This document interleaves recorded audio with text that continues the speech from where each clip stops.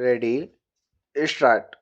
लोकसभा में मंगलवार को वित्त वर्ष 2022-23 का प्रस्तावित बजट पेश कर वित्त मंत्री ने स्पष्ट संदेश दे दिया है कि सरकार रियायतों के रास्ते पर नहीं बल्कि सुधारों के रास्ते पर चलेगी।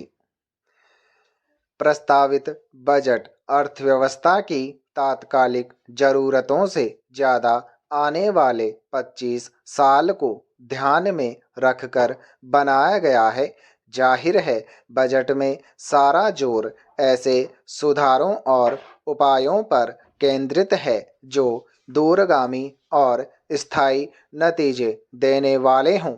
इसके लिए ढांचागत विकास परियोजनाओं को रफ्तार देने की बात है।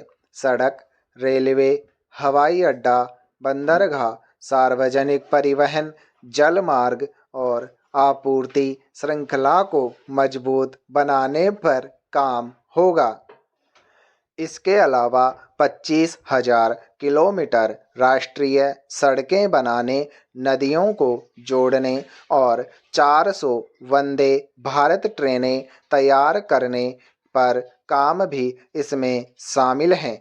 कहा गया है कि इन कदमों से रोजगार के मौके भी बनेंगे, पर बजट में इस समस्या का कोई फौरी समाधान नजर नहीं आ रहा कि मौजूदा बेरोजगारी से कैसे निपटें। इन सारे कामों के लिए बजट में पूंजीगत खर्च में 35% की बढ़ोतरी कर इसे 7.5 लाख रुपए करने का प्रस्ताव है। ढांचागत क्षेत्रों के विकास में भारत की स्थिति वैसे भी कोई संतोषजनक नहीं है, इसलिए इन सब पर खर्च की जरूरत से इनकार नहीं किया जा सकता। गौरतलब है कि हम ऐसे संकट भरे दौर से गुजर रहे हैं जिसमें अर्थव्यवस्था को पटरी पर लाने के लिए न सिर्फ दूरगामी उपायों बल्कि तात्कालिक उपायों की जरूरत कहीं ज़्यादा महसूस हो रही है। उस लिहाज से देखा जाए तो जनता को फौरी राहत देने वाले बंदोबस्त कहाँ है। आयकर में कोई राहत नहीं देकर सरकार ने नौकरी पेशा तबके और मध्य वर्ग को निराश ही किया है। इससे यह साफ हो गया है कि सुधार की दीर्घकालीन कोशिशों में कड़वी गोली तो मध्य वर्ग को ही खानी पड़ेगी। करदाताओं का दायरा बढ़ाने के उपायों पर कुछ होता नहीं दिख रहा। हाँ, प्रस्तावित बजट में बैंकिंग और वित्तीय क्षेत्र के डिजिटलीकरण की दिशा में तेजी से बढ़ने की बात साफ है। डिजिटल करेंसी शुरू होगी। इसके अलावा देश के 75 जिलों में डिजिटल बैंकिंग इकाइयां शुरू की जाएंगी। भले आभासी मुद्रा को कानूनी वैधता प्रदान न की गई हो, पर उससे होने वाली कमाई पर 30% कर लगाकर सरकार ने अपनी मंशा साफ कर दी है। बजट किसानों को भी उतना ही निराश करने वाला है जितना कि मध्य वर्ग को। कहने को बजट में कृषि क्षेत्र के लिए योजनाओं का अंबार है। किसानों को हाईटेक बनाने पर जोर है, पर 80% से ज़्यादा किसान इतने छोटे और निर्धन हैं कि खेतों में ड्रोन से छिड़काव करने की तकनीक की बात उनके लिए बेमानी लगती है।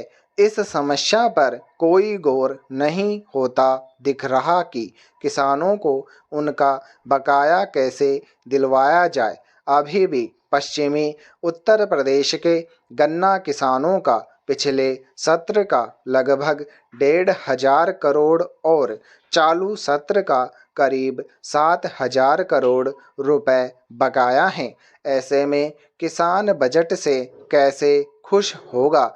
हाँ, रक्षा क्षेत्र को आत्मनिर्भर और मजबूत बनाने के लिए सरकार ने रक्षा बजट बढ़ाकर 5.25 लाख करोड़ रुपए कर दिया है। आने वाले वक्त में चुनौतियां कम नहीं हैं, पैसे का संकट है। हालात को देखते हुए सरकार विनिवेश का लक्ष्य घटाकर अब मात्र 78,000 करोड़ रुपए पर ले आई है, जो पिछली बार 2.25 लाख करोड़ रुपए था। बजट को भले दूरगामी विकास वाला बताया जा रहा हो, लेकिन अगर महंगाई, बेरोजगारी जैसी समस्याओं का जल्द इलाज न हो पाए तो ऐसा विकास किस काम का। निर्वाचन आयोग ने चुनाव प्रचार संबंधी प्रतिबंधों की अवधि 11 फरवरी तक और बढ़ा दी है। हालांकि इसमें कुछ शर्तों को लचीला बना दिया गया है। मसलन घर घर जाकर प्रचार करने के लिए लोगों की संख्या 10 से बढ़ाकर 20 कर दी गई है। जनसभाओं में लोगों की तादाद अधिकतम 1,000 कर दी गई है। कोविड की ताज़ा स्थितियों के मद्देनज़र निर्वाचन आयोग ने यह फैसला किया है। 11 फरवरी तक किसी भी पार्टी को पदयात्रा, रैली, जुलूस, साइकिल, मोटरसाइकिल यात्रा वगैरह निकालने की इजाज़त नहीं होगी। यानी उत्तर प्रदेश में मतदान का पहला चरण समाप्त हो चुका होगा। दूसरा चरण 14 तारीख से है, जिसके लिए वैसे ही 2 दिन बाद केवल घर घर जनसंपर्क की इजाज़त रह जाएगी। 14 तारीख को तो उत्तर प्रदेश के अलावा दूसरे राज्यों में भी मतदान होगा। हालांकि पहले से चले आ रहे प्रतिबंधों के बावजूद जिस तरह से राजनीतिक दलों ने निर्वाचन आयोग की नज़रों में धूल झोंकने का भरपूर प्रयास किया, वे ताज़ा फैसले के बाद नहीं करेंगे, इसका दावा करना मुश्किल है। नए आदेश में तो फिर भी निर्वाचन आयोग ने कुछ लचीला रुख दिखाया है। किसी जनसभा के लिए 1,000 लोगों की भीड़ एक ऐसी संख्या है जिसमें 1,000 की भीड़ को गिनना आसान काम नहीं है। उसमें 2 से 5,000 तक लोगों को समाहित करने की कोशिश की जा सकती है।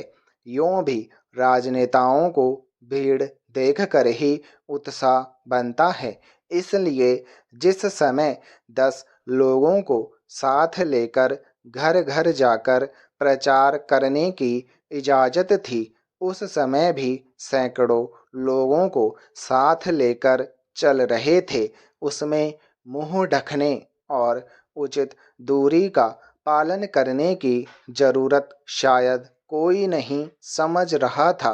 पिछले दिनों पश्चिमी उत्तर प्रदेश के कुछ शहरों में जब केंद्रीय गृह मंत्री ने घर घर जाकर प्रचार किया और उसमें बेतहाशा उमड़ी भीड़ देखी गई और लोगों ने ऐतराज जताया तो उन्हें अपना प्रचार अभियान रोकना पड़ा। दरअसल निर्वाचन आयोग की यह शर्त कई नेताओं के साथ व्यावहारिक रूप में लागू करना संभव नहीं हो पा रहा था। राजनीतिक दलों के बड़े चेहरों के सुरक्षा इंतजाम में ही इतने लोग लगे रहते हैं कि उन्हें 10 की संख्या तक सीमित रख पाना संभव नहीं होता। इसलिए मांग की जा रही थी कि प्रशासन को कुछ ऐसा इंतजाम करे जिससे भीड़ भाड़ को काबू में रखना आसान हो सके। शायद इसे भी ध्यान में रखते हुए निर्वाचन आयोग ने कुछ ढिलाई दी है। स्टॉप।